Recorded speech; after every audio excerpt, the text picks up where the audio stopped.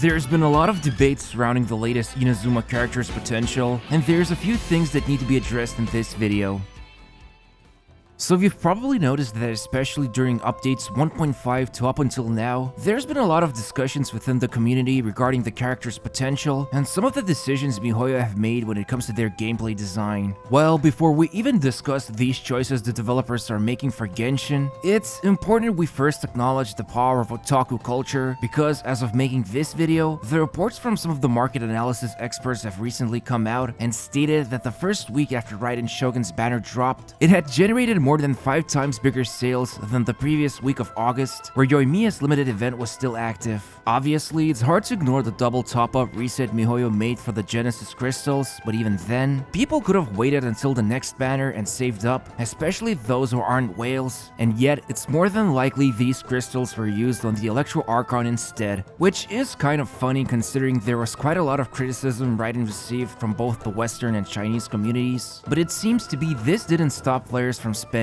So why is this happening? Honestly, all you have to do is just take a look at the past. Back when miHoYo were just a fleeting team of a few core members going to a contest to present their first product, and you could see from the way Lu Wei, the original founder of miHoYo and CEO himself, would describe his vision of virtual idols, where he wanted players to feel a connection to the characters, and the more trust the player puts into this product of a virtual idol, the more likely miHoYo can further expand into other interactive media like literature, music, and online games. But the whole point of this example is that ultimately, no matter how good or bad the character is in terms of gameplay, the success of their popularity actually rides on world building and the interactions you get to have with them. You could even argue one of the factors why Yoimiya's banner had low sales was because miHoYo for some weird reason decided to clump her storyline together with Ayaka's even before the fireworks business owner was officially out, making it harder for players to remain excited for her for 3 weeks after 2.0 went live. Which brings us back to the current so-called meta discussions about characters like Raiden, Kazuha, and Eula, as well as others that came out recently. How many players actually care about these characters' power versus those who put more emphasis on their design instead? This isn't really a player versus player game. Heck, we don't even have leaderboards, which is something that's available on miHoYo's previous gacha game, Honkai Impact 3rd. So the only competitive thing that's left for us is the Spiral Abyss, and the occasional event or two, which have a huge difficulty spikes but offer little to no reward for clearing these challenges. Think about it, everything about Genshin is designed to appeal to a player of every skill level, from someone who's there to just check out the story and don't even bother managing their artifacts, to a hardcore whale that empties out their daily resin refresh reserves just to get that extra roll on their critical damage stat. But no matter what you're doing in the game, if it didn't have an appealing storyline, a world to explore, or at least amazing characters, which is like the rest of the gacha games try to rely on, would you really be playing Genshin or do something else instead? Still,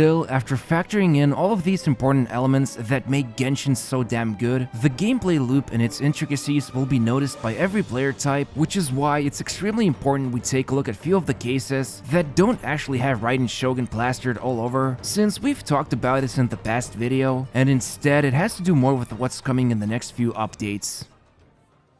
More and more, miHoYo is starting to get comfortable with unusual character designs in terms of gameplay, and the latest one that's coming out is Kokomi, but it's not her talents that are interesting, or at least groundbreaking, and instead, it's her passive talent which has been revealed during the 2.1 livestream. Now, if you've been following this closely, then you probably already know that this passive talent is definitely unusual, because Kokomi will have a negative critical rate of 100, which basically means under the usual circumstances, she won't benefit from critical rate or damage stats. And this caused a lot of commotion, at least within the theory crafting communities, because typically you would expect maybe a talent or two scaling with something else other than attack, like we've seen with Albedo or Noel, but even they heavily dependent on the golden critical stats everyone is obsessed about. So when you have a character that literally takes it out of the equation, well, it's definitely worth to talk about. And this is why it's important not to forget what was mentioned in the last part. The developer's first goal is to make a character that's lovable, or at least can leave an impression with the players. So while this objective is always the most important, giving something to a character like a negative critical rate might be actually targeted towards a category of players who value gameplay uniqueness over the actual design. And let's not forget, she's kind of being marketed as a supportive healer, since it was mentioned during the livestream her elemental skill deploys a cute jellyfish that heals surrounding teammates, so having such a weird combination of healing and taking away one of the most important offensive stats, well, it just makes you wonder how exactly will miHoYo pull this off. It's quite possible some players will wish on her just because there's the lack of Hydro element representation, while others will obviously go for her if they enjoy her design, but how much of an actual impact this passive talent will have is not an easy one to predict, because for all we know, if a caveat like negative critical rate damage exists, there has to be some sort of a different caveat to counter it and still allow you to deal good amount of damage. Finally, it's probably hard to ignore the fact just how much of a big role Hydro plays in the entire Genshin team building meta, because while a lot of the times it's easy to believe it's Pyro that's dominating it, just take a look at the most popular teams and you'll see either Xingqiu, Mona, or Child in them acting as the actual cornerstone members. So while Pyro or Cryo damage in itself is pretty strong, take away the Vaporize, and suddenly the damage drops if it's not a mono team, or if you're not causing freeze reactions, then that 4-piece Blizzard Strayer is no longer functioning optimally, which is why you almost never hear any complaints about Hydro Resonance, since nobody really cares about it and are just happy to have Xingqiu in many of their teams, or Mona causing beautiful chaos for Morgana teams, and even Child finally making a stand for himself with the international team together with Zhonli. Basically, when designing the next Hydro character, it's possible miHoYo needs to be extremely careful not to release someone that's overpowered, because as a lot of usage statistics show, Hydro is one of the most utilized elements in team building and propels the rest of the elements like Pyro and Cryo to their max potential. But speaking about potential, the next 2.2 update is getting closer by every day, so this next part is all about it.